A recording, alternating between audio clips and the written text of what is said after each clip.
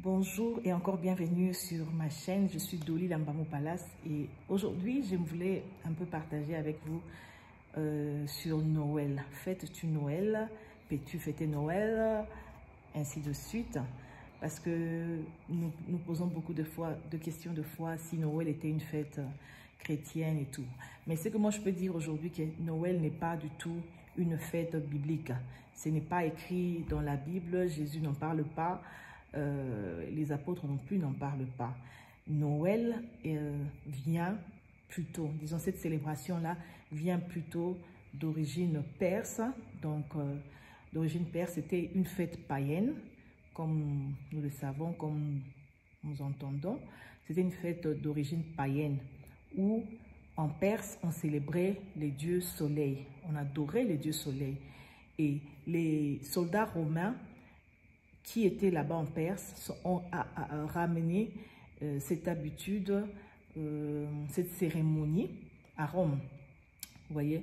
Et là, dans cette période-là, il y avait l'empereur Aurélien, donc qui avait adopté cela. Il passait les temps dans l'idolâtrie. Chaque 25 décembre, ils adoraient le dieu soleil. Et puis vient l'empereur Constantin. Et c'est sous le règne de l'empereur Constantin que cette fête avait changé. Pourquoi? Parce que l'empereur Constantin était devenu chrétien.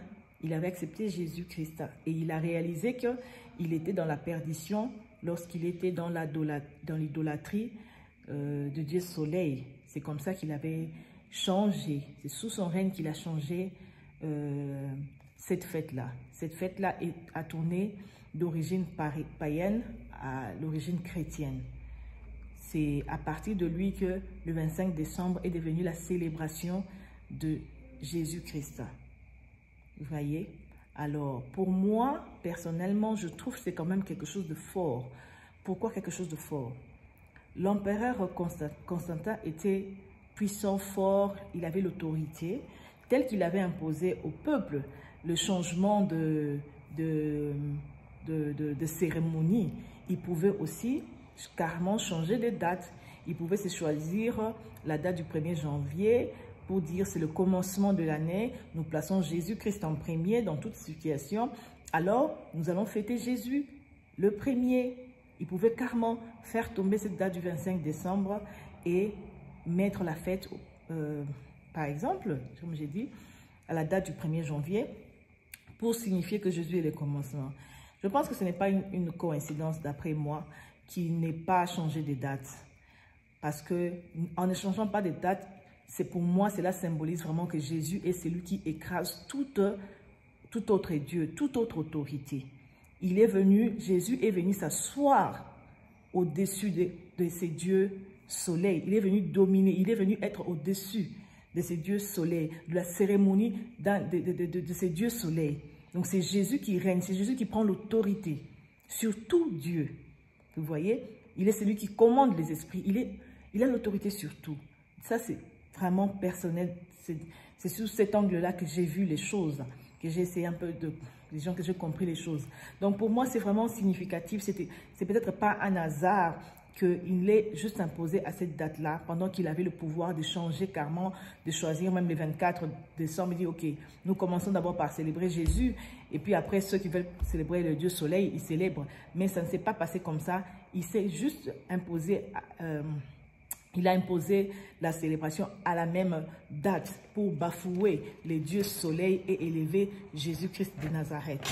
Vous voyez, peut-être que s'il avait changé aussi des dates, l'idolâtrie du Dieu Soleil allait continuer là-bas, dans ce temps-là.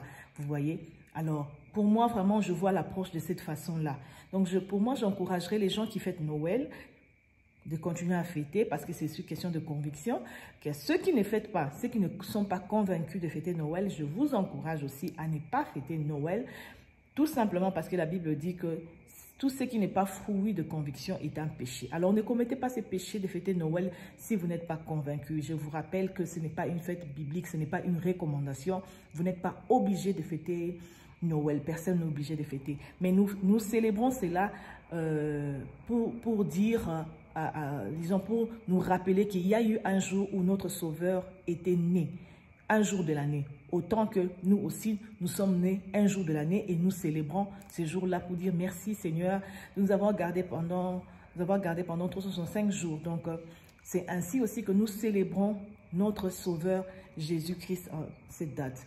C'est comme d'autres églises ou bien d'autres églises qui célèbrent l'anniversaire de leur chef spirituel.